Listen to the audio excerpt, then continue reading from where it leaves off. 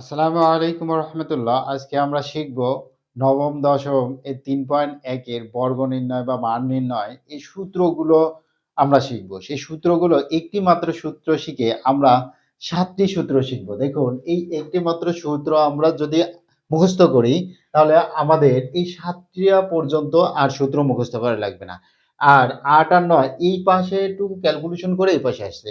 9 নাম্বারও এই পাশে একটু ক্যালকুলেশন করে এই পাশে আসছে। তো চলুন শুরু করি। যে দেখুন এখানে ১ নম্বর সূত্র কি দেওয়া আছে? ১ নম্বর সূত্রে দেওয়া আছে যে a plus b whole square সমান কি? a square plus 2ab plus b square. এটা আমাদের সূত্র। এখন আমি বলছি যে এই ২ নম্বর সূত্র মুখস্থ করার দরকার নাই। ২ নম্বর সূত্রটা আমরা ১ নম্বর থেকেই পাবো। দেখুন যদি আমরা b এর জায়গায় মাইনাস b বসিয়ে দিই তাহলে কি হয়? দেখুন তো b এর জায়গায় শুধু মাইনাস b বসাবো। তাহলে b এর জায়গায় আমরা যদি মাইনাস b বসাই তাহলে a মাইনাস b হলো a মাইনাস b হলো। যদি এভাবে না লেখেন তাহলে এভাবে লেখেন যে a প্লাস মাইনাস b। আমরা কি বলছি যে এর জায়গায় শুধু মাইনাস b বসাবো, বাদ বাকি যা থাকবে সবকিছু ঠিকই থাকবে। তাহলে a বসালাম, প্লাস দিলাম, মাইনাস b বসিয়েছি। এবার কি আছে? সমান চিহ্ন আছে, আমরা দিলাম। এবার কি আছে? a square plus 2a। আমরা কি বলেছি? b এর জায়গায় মাইনাস b আমরা লিখলাম। এইবার আমাদের কি হবে দেখুন, প্লাস মাইনাস বি তার উপরে স্কোয়ার। আমরা শুধু কি করেছি? এক নাম্বার সূত্র, এই ১ নাম্বার সূত্রে বি এর জায়গায় শুধু আমরা কি লিখেছি? Minus b. দেখুন এখানে কি ছিল? বি ছিল না আমাদের, এখানে শুধু মাইনাস বি দিয়েছি। এইখানে কি ছিল? বি ছিল, আমরা এখানে শুধু মাইনাস বি দিয়েছি।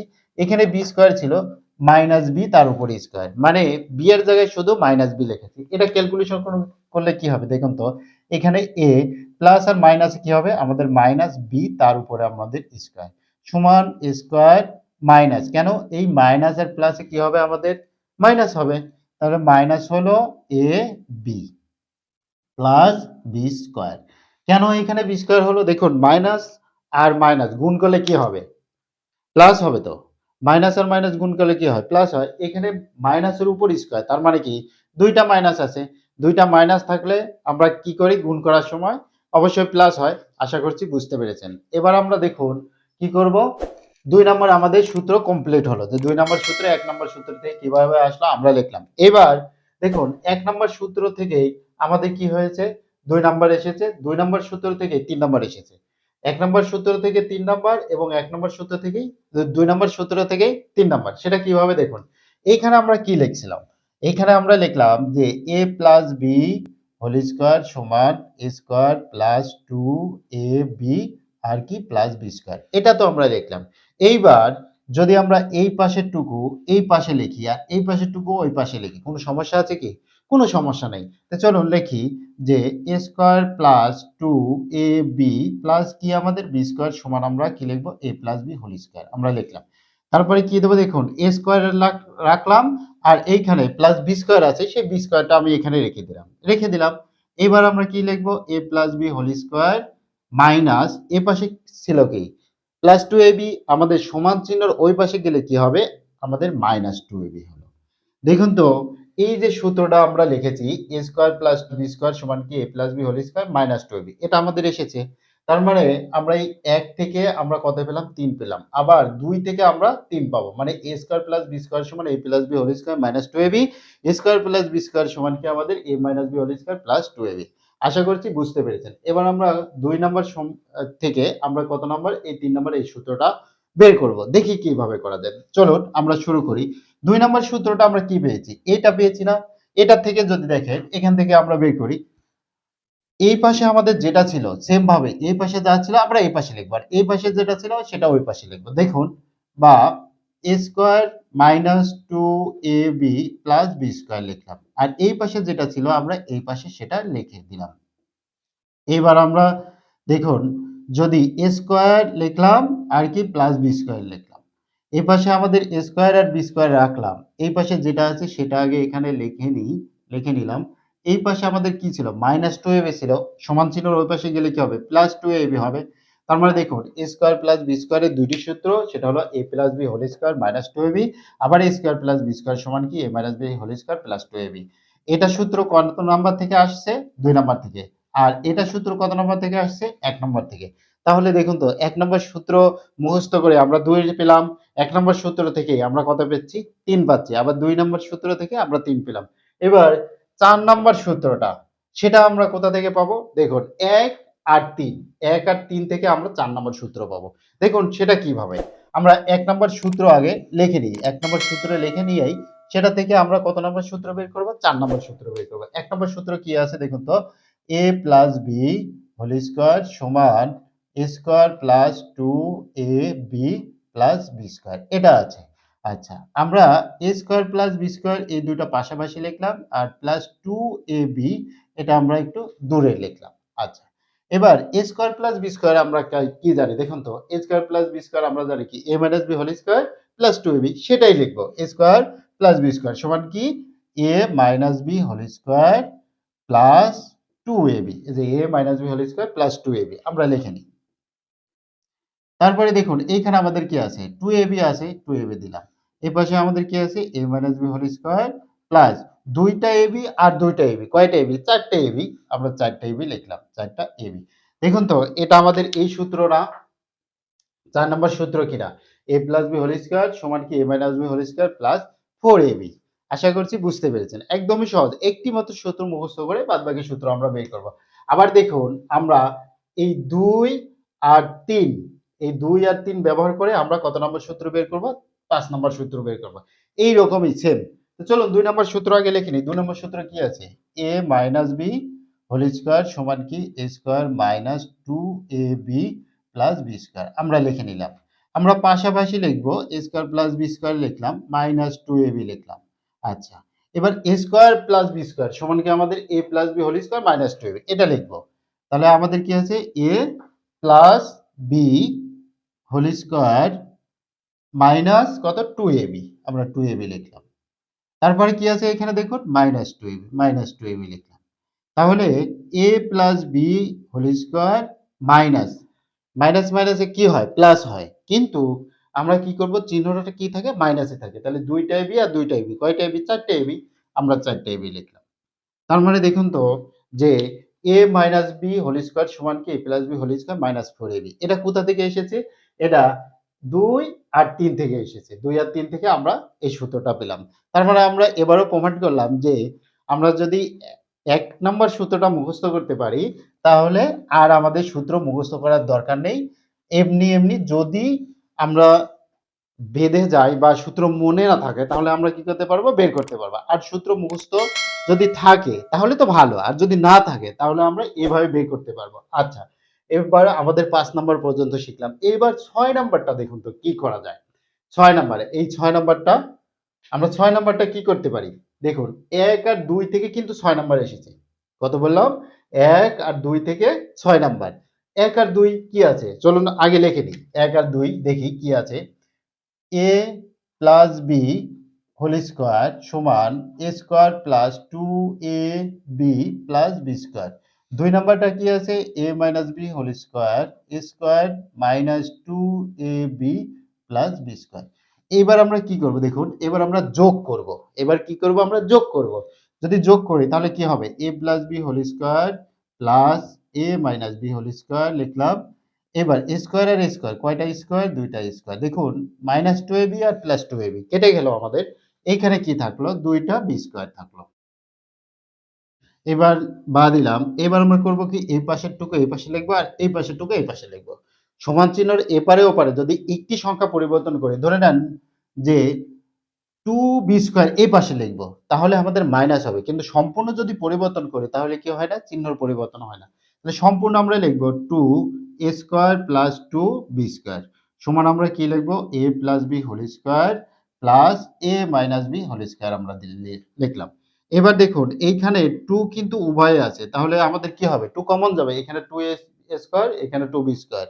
তাহলে 2 আমরা কমন নিতে পারি। কমন নিলে এখানে কি থাকবে? a স্কয়ার থাকবে আর এখানে কি থাকবে? b স্কয়ার থাকবে। তাহলে প্লাস b স্কয়ার লিখলাম। এইখানে আমাদের কি আছে? a plus b whole square plus a minus b whole square আমরা লিখে নিলাম। দেখুন তো এটা আমাদের কত নম্বর সূত্র হলো? ৬ নম্বর সূত্র হলো না? তার মানে আমরা ১ থেকে ২ পেয়েছি। ১ আর ২ মিলে আমরা ৩ পেলাম। দেখুন তো ১ মিলে আমরা ৩ পেয়েছি। আবার ২ থেকে আমরা কি পেয়েছি? ৩ পেয়েছি। আবার ৪ আমরা কত পেয়েছি? ১ আর ৩ মিলে আমরা ৪ পেয়েছি। 2 আর 3 মিলে আমরা কত পেয়েছি? 5 পেয়েছি। আবার দেখলাম 1 আর 2 মিলে আমরা কত পেলাম? 6 পেলাম। আবার 1 আর 2 মিলে আমরা কত পাবো? 7 পাবো। 1 আর 2 মিলেই 7 পাবো। কি মজার বিষয়, তাই না? দেখুন 1 আর কত বলছি? 1 আর 2 মিলে আমরা 7 পাবো। দেখুন যদি কোনো কারণে পরীক্ষার হলে মনে না থাকে তাহলে আপনারা কি করতে পারবেন? এভাবে বের করতে পারবেন। 1 আর 2 মিলে কত পাবো বলছি? 7 পাবো। সেটা কিভাবে দেখুন, আমাদের যেটা আছে সেটা লিখে নিই। 1 আর 2 সেম ভাবে a plus b whole square সমান কি a square minus 2ab plus 2ab plus b square. a minus b whole square সমান কি a square minus 2ab plus b square. দেখুন এইবার আমরা কি করব? বিয়োগ করব। বিয়োগ করলে আমরা জানি কি হয়? চিহ্নর পরিবর্তন করতে হয়। প্লাস ছিল মাইনাস দিলাম, প্লাস ছিল মাইনাস দিলাম, মাইনাস ছিল প্লাস দিলাম, প্লাস ছিল মাইনাস দিলাম। দেখুন এখানে কি হবে? a plus b whole square minus a minus b whole square দিয়ে দিলাম। এবার এই যে minus square plus square plus b square minus b square কেটে গেল। এখানে কয়টা থাকলো? 4ab, দুইটা ab আর দুইটা ab। কয়টা ab? চারটে ab। দেখুন এখানে মাইনাস আছে। এই মাইনাসেরটা হিসাব করব না। আমরা পরে যে চিহ্ন দিয়েছি সেটার হিসাব করব। পরে কি চিহ্ন দিয়েছি? প্লাস। তাহলে ২ টা এবি আর ২ টা এবি ৪ টা এবি। এবার এই পাশের টুকু এই পাশে লেখেন। মানে যা আছে এই পাশে 4ab এই পাশে লিখবো আর এই পাশে কি আছে? a + b হোল স্কয়ার এই পাশে আছে। আমরা এই পাশে লিখে দিলাম। দেখুন তো এটা আমাদের কত নাম্বার সূত্র? ৭ নাম্বার সূত্র। 4ab সমান কি? a + b whole square minus a minus b whole square. দেখতে পেয়েছেন? আবার যদি এখান থেকে আমরা আরো সূত্র বের করতে পারি সেটা হলো ab যদি আমরা লিখি তাহলে আমাদের কি হবে? 1/4 second bracket a + b whole square minus a minus b whole square দিয়ে দিলাম। আচ্ছা, এবার দেখুন এই 4 টা আমরা সবাইকে তো দিয়ে দিতে পারি। কারণ এটা ভাগ আকারে আছে। আমরা ভাগ আকারেই লিখতে পারি। তো লিখি চলুন a + b হোল স্কয়ার দিয়ে দিলাম -4 minus a minus b whole square সমান কত? 4।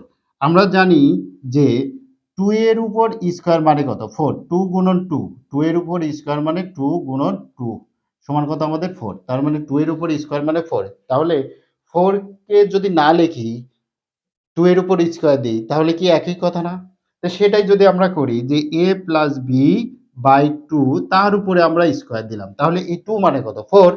আবার minus a minus b by 2 তার উপরে আমরা স্কয়ার দিলাম। এটা সমান দেখুন তো ab এর সূত্র না? ab এর সূত্র কি? a plus b by 2 whole square minus a minus b by 2 whole square. এটাই তো সূত্র। এবার আমরা কি সূত্র শিখব? দেখুন আমি বলছি যে ৮ নম্বরে এই পাশে টুক ক্যালকুলেশন করে এই পাশে হয়। আবার ৯ নম্বরে এই পাশে টুকু ক্যালকুলেশন করে এই পাশে হয়। তো চলুন আমরা কত নাম্বার ৮ আর ৯ নাম্বার সূত্রগুলো আমরা শিখে নিই।